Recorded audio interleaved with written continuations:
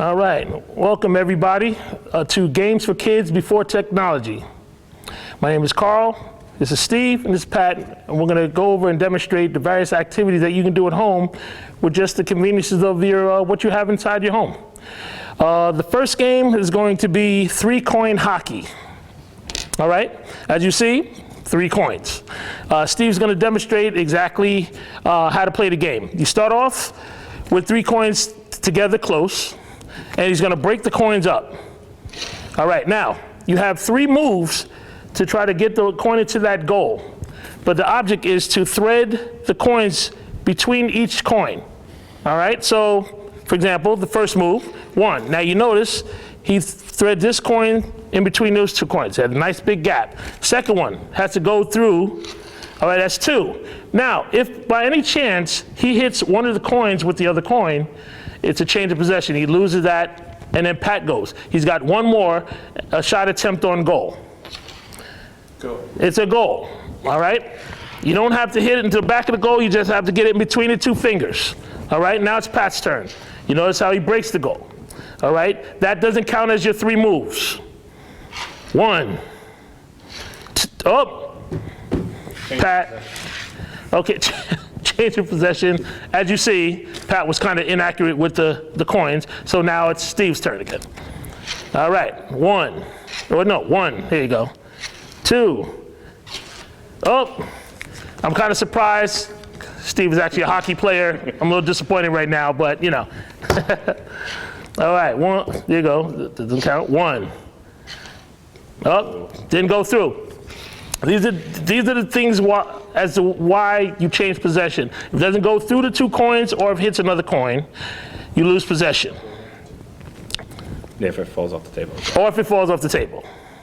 1, 2. See, that's the hockey play I was. It doesn't have to be on 3. You can score it on Right. 1 or 2. If you can score it on 1 or 2, hey, you're awesome. Oh. Now, one of the things you want to do is when you have your moves, you want to count them out loud, so that way your opponent knows how many moves that you've gone already. 1, right. 2, 3. Man, this guy, see, you know, I think he was fooling me when he messed up the first time. I think that was just an example to you guys. He's a ringer, y'all. 1, 2. Well, he got it through, he got it through, he's through. But, yeah, And you played a 7, 11, however many. right. You played at whatever score you want. You want to have a 10, 11, 15, 21, you know, that score is up to you. And that pretty much wraps up 3-coin hockey. Thank you. Okay, our next game is finger flick football. Try to say that 3 times fast. Here, you just need 1 single piece of paper. And what we're going to do is we're going to show you how to make a finger flick football first, before we actually show you the game. All right, first you want to fold the paper in half, all the way to the edge. All right. And then you want to fold it again in half. Make sure those lines are even. Crisp. Yes. All right, now what you're going to do is you're going to take 1 corner of the football and you're going to fold it over into like a triangle. Almost like if you ever see when they fold the American flag. It's kind of like the same way. Gonna fold it up.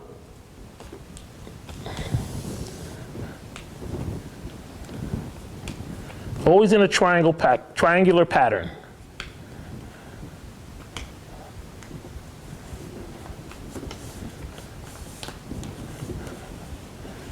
Good job there, P-Money. It's not easy when you have large hands like this to Practice makes perfect. Those some good lines, though. Rolling up. Now this way is the pretty basic way to make this. There are more complicated ways, but we'll do that at another time. All right.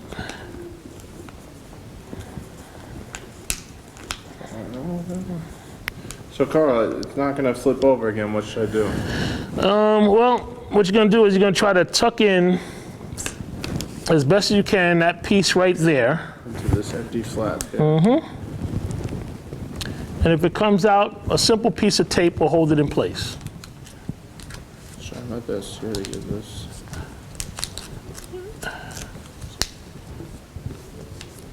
It's not easy, folks. Patience is a virtue. Maybe Steve can hold up what it should look like at the end. Well, as he's doing this, this is what This is where the final product will be. Too much excess. But It's all right.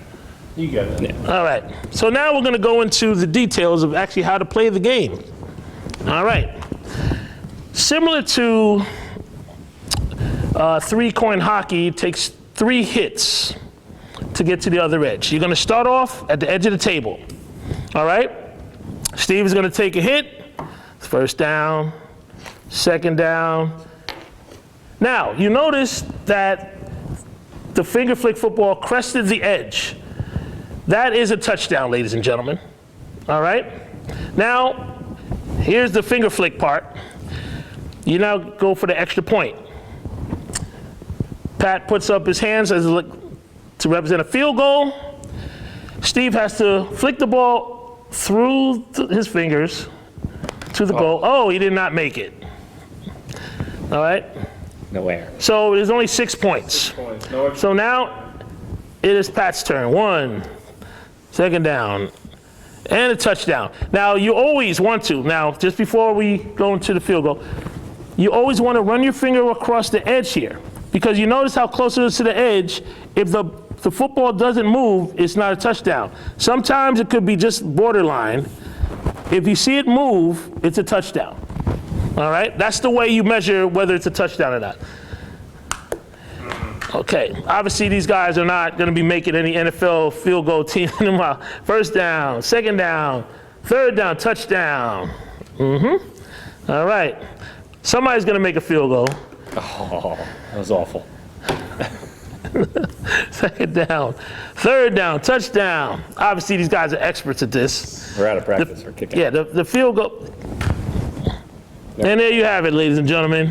Again, you can set a score to what you want to play to and all that. But, I mean, sometimes you don't even have to have 6 points with the 7 points. You can just have 1 point and then have the extra point as second point.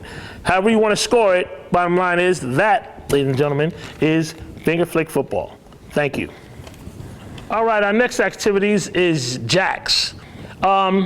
Basically, jacks is a game which is like a kind of a metal, weird type of star-shaped item that you play jacks and balls with.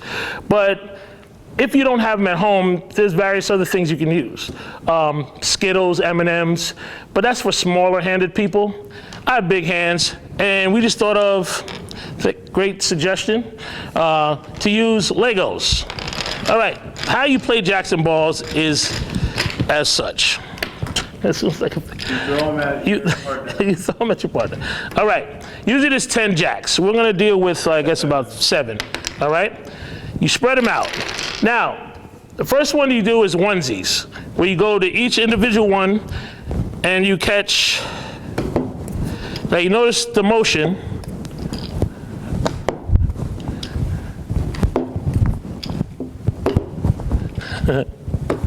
Still got it, man, I still got it. Well done. All right, now you notice, that's onesies. If I drop the ball, Steve's turn or P-Money's turn, depending on which order we go in. You go in order numerical wise. So the next one will be Tuesdays. I have to pick up 2. So it'll be,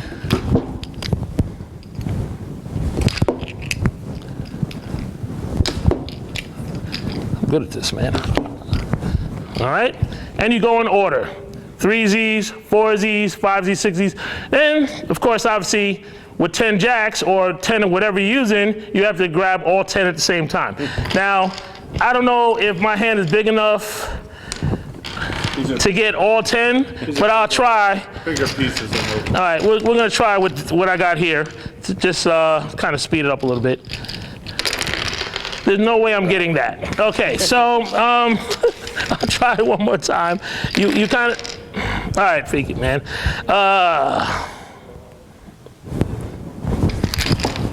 No. Well, anyway, you kind of get the gist. One behind you. Then, when you get 10 Z's, you go backwards. 9 Z's, 8 Z's, 7 Z's, until you get to 1.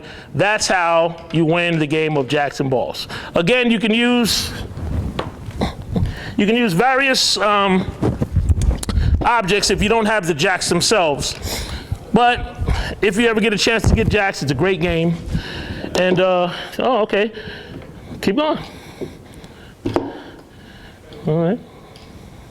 I'm not a skilled veteran like That's all right. I've had come, okay, but you can't get 1-1 and then get 2. Now, so you notice there's a rule.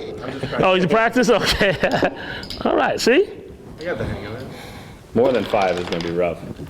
With these, it will be. Yeah. It's, the smaller jacks would definitely make it more possible. But that's how you play jacks and balls.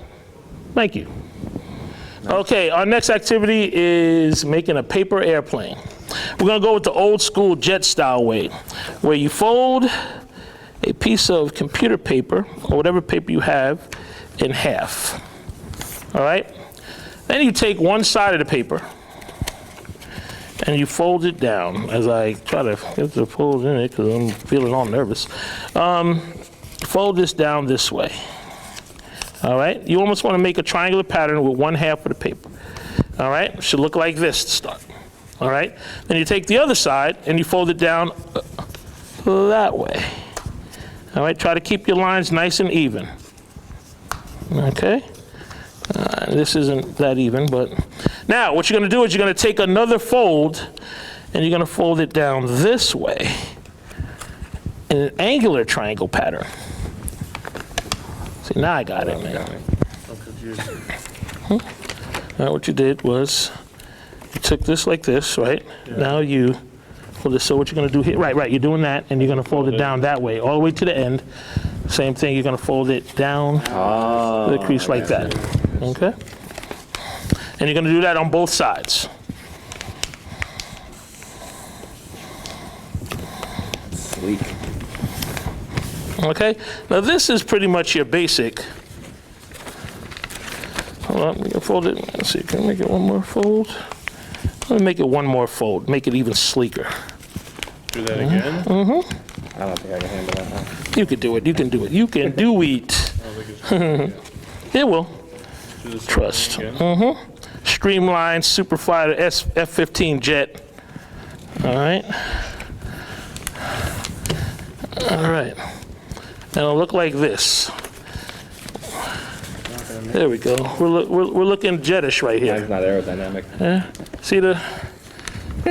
I ripped it. Oh, you got it. You got it. You got to go all the way to the edge. Wait a minute. You got come all the way down. Let's see, letting that leak out a little bit. Got it. You got Beauty. it. And you got it down like this. And do the other side. Do the other side. I did that one. Oh, you did that? Yeah. That's it. See, that's what it looks like. And there you have your F-15 fighter jet plane. Oh, I did that. Our next activity is Simon Says. Now this, I'm pretty sure everybody's already played before, but you know what? It's always a fun and great game, especially during this time where you're in the house a lot. So the object of the game is I'm Simon. And whatever I say, they have to do. I'm going to say, for example, I'm going to say Simon says, touch your left shoulder. Simon says, touch your right shoulder. Touch your hip. Now you notice, Steve touched his hip, but I never said Simon says. So he would be out. All right? That is the simple elimination process of Simon Says. But now we're going to do a little something a little more challenging to both of them and see how well we can do this. All right? Simon says, touch your head. Simon says, touch your left shoulder. Simon says, touch your right shoulder. Simon says, touch both shoulders. Simon says, touch your hips. Simon says, touch your knees. Touch your hips. Okay, P-Money will be out. All right, we're gonna do one more time. All right? Don't make it crazy. All right, Simon says, touch your hips. Simon says, touch your knees. Simon says, touch your shoulders. Simon says, touch your heads. Simon says, go Chiefs. Go Chiefs. Go Chiefs. Go Jets. Go Jets. He's out. I just had to throw that in there, you know, to represent my squad. All right, and that pretty much, in a nutshell, is how you play Simon Says. All right? All right, the next game we're going to try is Charades. Charades is an easy game you can play at home. The main point of Charades is to give non-verbal clues so your team could guess what you're trying to act out. You could guess, you could act out movies, you could act out TV shows, songs, anything that comes to your mind that you think you could act out. So for the first, if you want to do a movie, you would make like a film. If it's something sounds like, you could tell them, you know, you can use point to your ear and say it sounds like. So we're going to try one right now. I have something in my head that we're going to try, and we're going to see if they could get it. So you guys ready? Yeah, let's try it out. Two words. A movie. Movie. 2-word movie. All right. Looking, sailing, saluting, searching, trying to finding wave, Finding Forrester. finding Oh. sharks, fish, finding Nemo. Finding Nemo. Beautiful. Nailed it. So yeah, you just give nonverbal clues and you try to be as, you know, act it out the best you can, and hopefully they guess it. Sometimes it works, sometimes it doesn't, but that's a nice, easy game you can play at home. Charades. Thanks.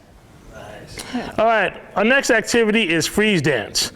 I'm pretty sure you've all played this at some party somewhere that you've been invited to. But if not, the basics go as this. I'm gonna play some music. These two gentlemen are gonna get their dance on. All right, they're gonna boogie, and then I'm gonna stop the music, and they have to pretty much stop dancing. If they're caught moving after the music stops, they're out. Now, obviously, this is a lot more fun when you have a lot more people, but it makes it easy for me to see who's gonna mess this one up. All right? So, first we play the music.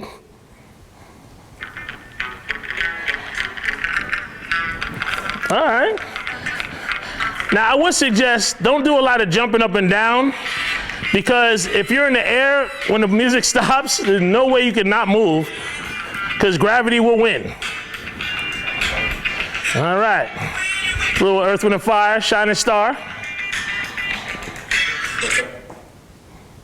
All right, pretty good, pretty good. All right. But then in his joyful anticipation of the music, he moved after the fact. So we'll cut him a little slack on that one. All right. Oh, okay.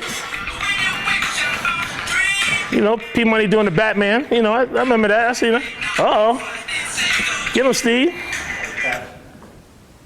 Wow, this guy's pretty good. Obviously, they played this game before. All right.